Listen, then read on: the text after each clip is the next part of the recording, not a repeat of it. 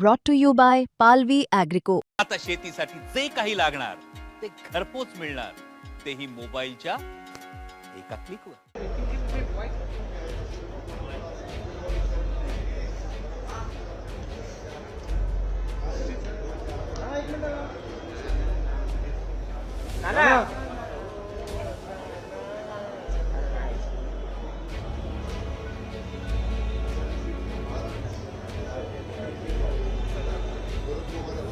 नरेंद्र मोदीजींनी ज्या पद्धतीनं देशाला स्वतःच्या कॉम्प्रोमाइजमध्ये या देशाचा शेतकरी, या देशाचा सर्वसामान्य माणूस आणि देशच गहाण ठेवलेला आहे आणि त्या दृष्टिकोनातून आपण पाहिलं की एप्स्टीन फाईलच्या माध्यमातून ज्या पद्धतीनं अमेरिकेच्या राष्ट्राध्यक्षांनी आमच्या देशाच्या प्रधानमंत्री नरेंद्र मोदींना सांगितलं की 5 मिनिटात त्याचं पूर्ण राजकारण खराब करू शकतो अशी धमकी दिली, तरी आमच्या देशाचे प्रधानमंत्री शांत बसले.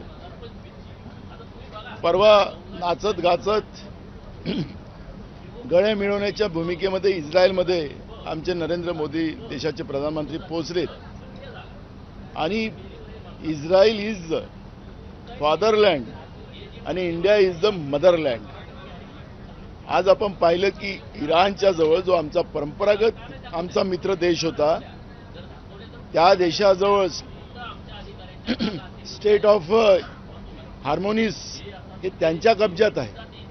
त्यांनी चायना आणि रशियाला त्या ठिकाणी मुभा दिली, पण भारताला त्याच्यामध्ये मुभा दिली नाही आणि त्याचे परिणाम आपण आज पाहतोय की आपल्या देशामध्ये गॅसचे परिणाम सर्वसामान्याला भोगावं लागलं. मुंबईसारख्या शहरामध्ये अर्ध्यापेक्षा जास्त हॉटेल बंद झालेत, लोकांचे रोजगार संपलेत आणि आता घरगुती गॅसमध्येही लोकांना लाईनमध्ये लागावं लागतं आहे. त्याच्यातही मोठ्या प्रमाणात ब्लॅक मार्केटिंग होत चाललेली आहे.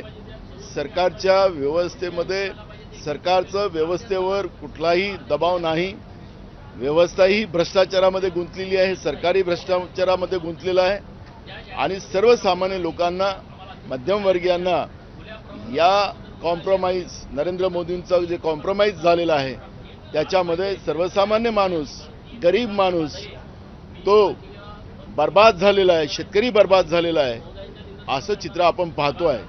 आता नरेंद्र मोदींनी आपल्याला सांगितलं होतं की गटारमधून मी गॅस काढून दाखवतो आणि त्याच्यावर चहा मी केलेली आहे असं त्यांनी सांगितलं होतं. तर आता गटारमधलं गॅस देणार आहे का? आणि म्हणून ह्या सगळ्या परिस्थितीचं आमचे नेते राहुल गांधींनी जी काही भूमिका मांडली आणि त्यांनी जे काही ट्विट केलं होतं ते मी आज बन्यानीवर आणलेलं आहे आणि जे कॉम्प्रोमाइज आपल्या देशाचे प्रधानमंत्री कसे होतात त्याचंही मी या ठिकाणी आपली भूमिका मांडण्यासाठी आलेलो आहोत.